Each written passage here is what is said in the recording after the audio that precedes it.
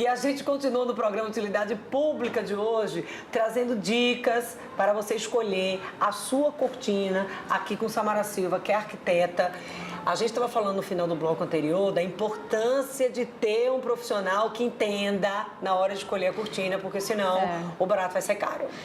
Tem alguns detalhes técnicos de projeto que precisam ser observados. Por exemplo, tem forro de gesso no local? Não tem? Vai fazer um cortineiro? Não vai? Vai querer iluminar essa cortina?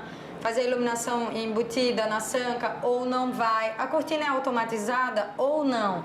Todos esses fatores precisam ser questionados na hora de fazer o projeto e decididos antes de realizar a execução desse projeto.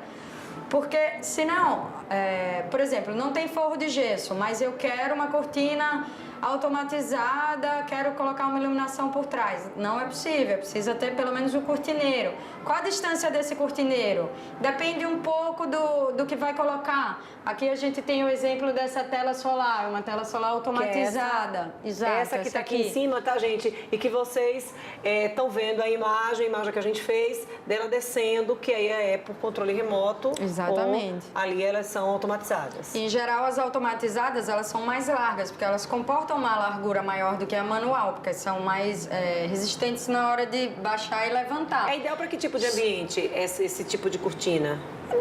Ambientes muito largos, de repente é interessante, ou com o pé direito muito alto, também é essencial ter uma cortina automatizada, mas também é conforto, né? Tem algumas que conseguem controlar a incidência de luz, tem um sensor, então, por exemplo, começou a bater muito sol, a cortina vai e fecha, tem umas coisas bem interessantes. Mas essa questão da largura é importante porque o rolo que se forma em cima é muito largo. Ela enrola muito, né? Então, é importante você ter esse distanciamento que às vezes você quer colocar, mas você não deixou a distância e aí na hora que vai enrolar pode enganchar e aí acaba comprometendo. A mesma coisa na varanda, que todo mundo hoje em dia fecha a varanda, coloca a persiana na varanda. É preciso prever um espaço no forro de gesso para que caiba a cortina, a iluminação, se tiver um chale, tudo isso precisa... Planejamento. Exatamente. E aí vem a importância, mais uma vez, de um profissional que entenda do assunto, né, para estar falando, e a pessoa se mudou, ou alugou um apartamento, ou uma casa, ou não tem esses rebaixamentos, não tem esse cortineiro que a gente chama aqui, que é essa entradinha aqui no teto para embutir o trilho. Isso. Seja o rolo, seja o trilho, enfim... Tem algum trilho que seja ideal? Porque, olha, gente, trilho também é uma outra questão, porque tem, livros com opções de trilhos. Vocês estão vendo aí, por exemplo, vários trilhos aí numa imagem. Teria uma orientação, por exemplo, de um trilho que seria assim, não tem como errar? Eu gosto muito de usar aquele modelo do trilho suíço, que ele é muito discreto e se a pessoa de repente não fez um cortineiro, não tem forro de gesso, não tem nada, tá só a laje ali, o trilho suíço ele fica bem discreto, você coloca ali rente à laje, fica com um acabamento legal. Você pode colocar o varão também, mas o trilho suíço ele fica mais discreto. Uma outra dúvida que me questiona bastante é com relação à altura, por exemplo, da cortina com relação ao teto. Eu gosto sempre de colocar rente ao teto ou embutido no gesso, a cortina, nunca em cima da janela, tá? Sempre mais pra cima, mas porque às vezes a janela acabou aqui e aí tem um espaço até o teto. E muita gente tende a colocar ali, medir na hora da medição. E coloca bem em cima. Pois é. Mas isso achata o ambiente, além de esteticamente não ficar tão legal. Então eu aconselho sempre colocar a cortina do teto até o chão. Mas minha janela acaba aqui, eu não quero ir até o chão. Não, esteticamente fica muito mais agradável se você faz ela do teto até o chão. E às vezes até na lateral. Eu não gosto de, por exemplo, aqui tem a parede, sobra pouco espaço depois da janela para o final da parede. Eu prefiro colocar a cortina nela toda. Eu acho que fica muito mais clean.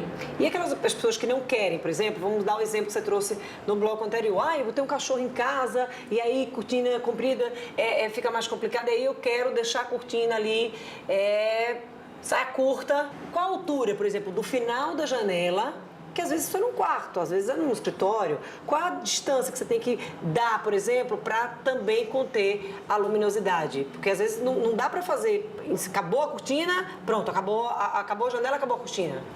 Não, nesses casos eu aconselho até colocar uma cortina que seja retrátil, dessa maneira que você consiga puxar e ela sobe para cima, no caso não para os lados, e coloca um chale, porque você pode amarrar nas laterais e aí você sobe um pouquinho ela, que fica esteticamente mais agradável do que você ter aquela cortina que acaba no meio da parede, que eu só aconselho para casos que você tem, por exemplo, escritório, que você tem escritório em casa, que você tem uma bancada embaixo, ou quarto geralmente infantil, de adolescente, a gente usa aquela marcenaria que vai dando a volta pelo quarto inteiro, porque tem que ter estante, tem que ter escrivaninha, tem que ter cama. Aí ela fica ali, mas fica discreta. Casos que você tem esse vão livre, eu aconselho ir até o chão.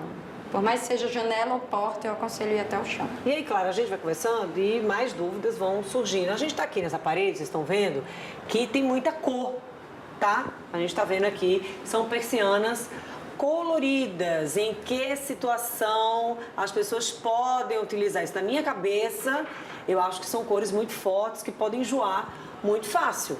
Mas, claro, tem ambientes que isso aí pode ser uma tendência. Eu queria que você trouxesse essa questão da cor da cortina.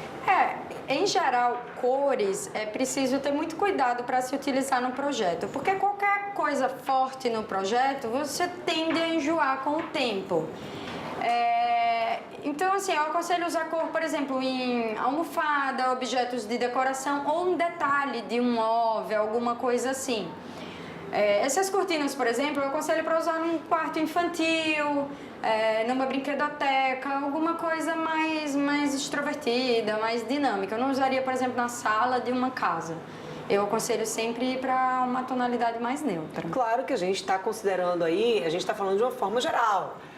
Vai depender de você aí, que tá do seu gosto, por exemplo. Vai que você é uma pessoa que adora roxo, que sempre sonhou em ter uma cortina roxa. Então, claro que para você, essa daqui com certeza vai ser ideal. E também tem uma outra dica, né? Você pode botar uma corzinha neutra e caprichar ali no estola, no chale, que aí sim você pode trocar com mais facilidade. Pode neutralizar essa cor forte com outro detalhe que componha esse ambiente.